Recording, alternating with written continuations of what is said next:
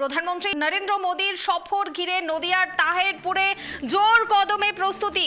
প্রধানমন্ত্রীর সফরকে ঘিরে জোর কদমে প্রস্তুতি চলছে নদিয়ার তাহেরপুরে। মতুয়াগড়ে সভা করতে আসছেন প্রধানমন্ত্রী নরেন্দ্র মোদী। আগামী 20 ডিসেম্বর এই সভাকে ঘিরে প্রশাসনিক ও রাজনৈতিক তৎপরতা তুঙ্গে। নদিয়ার রানাঘাটের তাহেরপুরে মতুয়াগড়ে সভা করতে আসছেন ভারতের প্রধানমন্ত্রী নরেন্দ্র মোদী।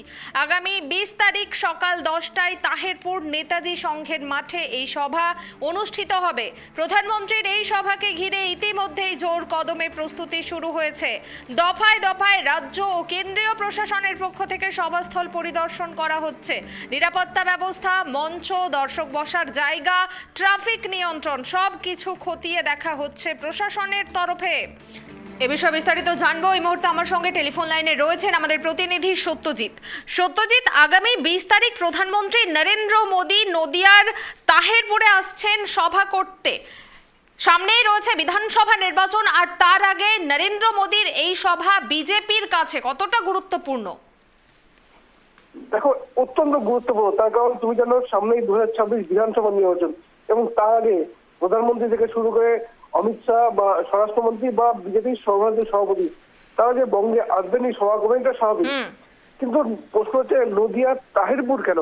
তার কারণ তুমি জানো এসআইআর চলছে, আর এসআইআর ফলে বহু মানুষের নাম কিন্তু ভোটার তালিকা থেকে বাদ গেছে, এবং অনেকটা কিন্তু রয়েছে মতুয়া সম্প্রদায়ের মানুষ।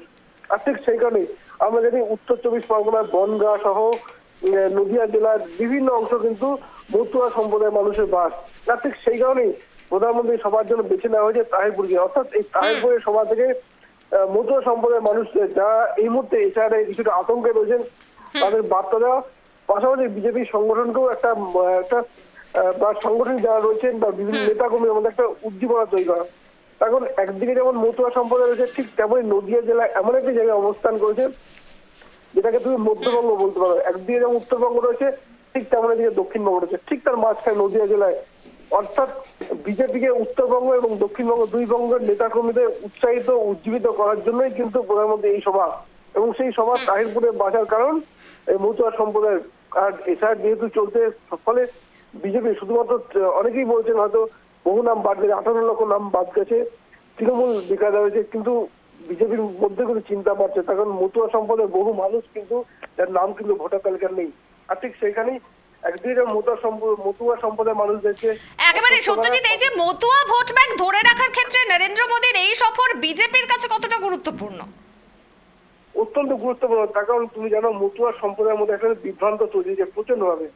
আমরা বারবার দেখেছি শান্তনু ঠাকুর কেন্দ্রীয় মন্ত্রী, তিনি বারবার কিন্তু বিভিন্ন জায়গায় ছুটে যাচ্ছে এবং মানুষদেরকে অসুস্থ করার চেষ্টা করেছেন, তবু কিন্তু একটা আতঙ্কের পরিবেশ রয়েছে। এবং রাজ্যের শাসক দল তৃণমূল কংগ্রেস তো রয়েছে, আমরা দেখেছি মমতা বালা ঠাকুর তিনি অনশনে বসেছিলেন। অর্থাৎ এই মতুয়া সম্প্রদায় যেটা বিজেপির অত্যন্ত একটা মজবুত ভিত বলা যেতে পারে ভোটের ক্ষেত্রে, সেইখানে কিন্তু ফাটল ধরানোর জন্য তৃণমূল কংগ্রেস কিন্তু মরিয়া হয়ে পড়েছে। আমরা দেখেছি মুখ্যমন্ত্রী নিজে ছুটে গিয়েছিলেন বনগাঁয়। ফলে ঠিক সেখানে প্রধানমন্ত্রী এসে বিজেপিকে অস্বস্ত করা বা বিজেপির সংগঠনকে পাশাপাশি মতুয়া সম্প্রদায়ের ভোট ব্যাংক ধরে রাখার জন্যই কিন্তু প্রধানমন্ত্রী এই সভা।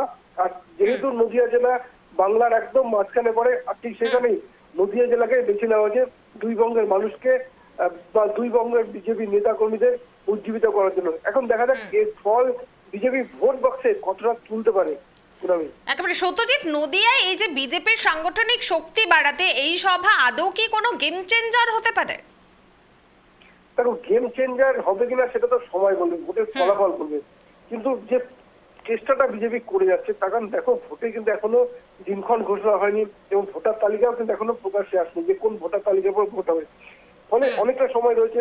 আর ঠিক তার আগে দেখো প্রধানমন্ত্রী কিন্তু বারবার, আমরা এর আগেও দেখি নভেম্বর মাসে সভা করেছেন, এবং তার আগে সেপ্টেম্বরে সভা করেছেন, আলিপুরদুয়ারে সভা করেছেন, দমদমে সভা করেছেন।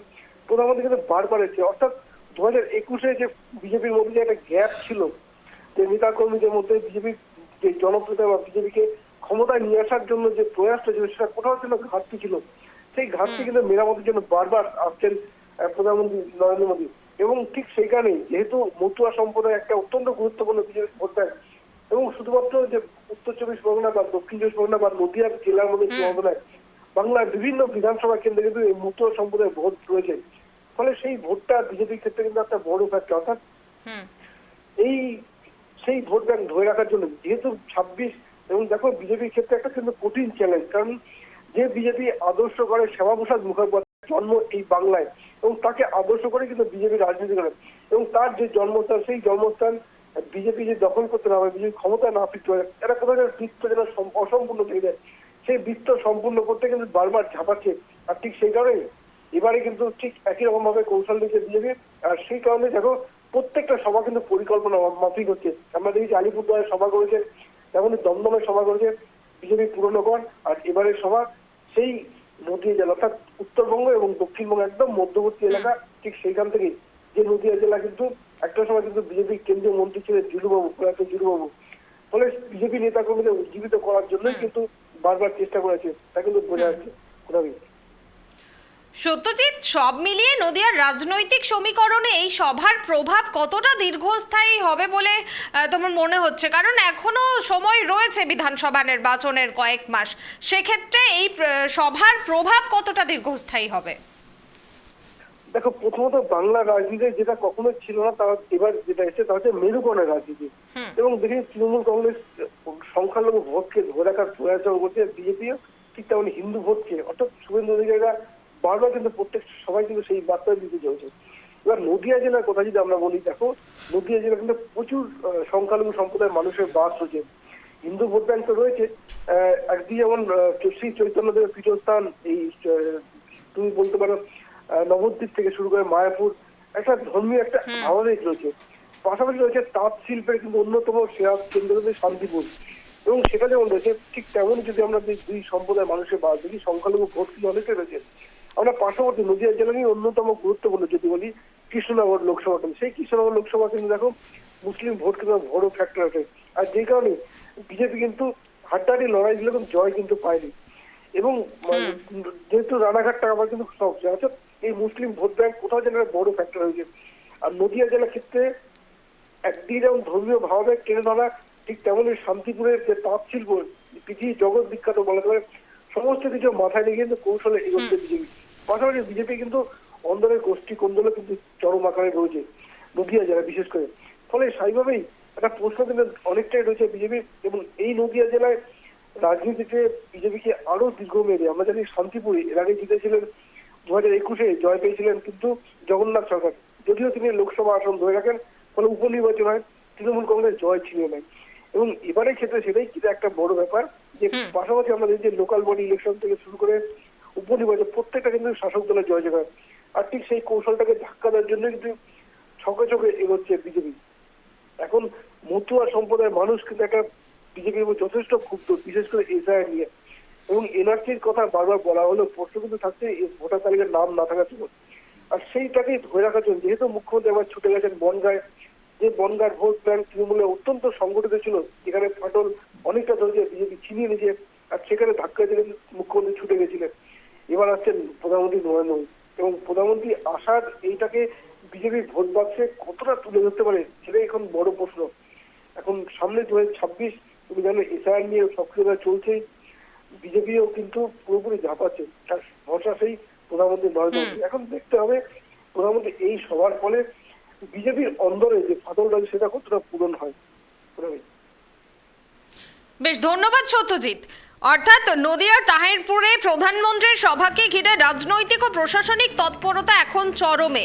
আগামী 20 তারিখ সকাল 10টায় রানাঘাটের তাহিরপুরের মতুয়াগড়ে নেতাজি সংঘের মাঠে সভা করতে আসছেন ভারতের প্রধানমন্ত্রী নরেন্দ্র মোদী। সেই সভাকে সামনে রেখে ইতিমধ্যেই জোর কদমে প্রস্তুতি শুরু হয়েছে।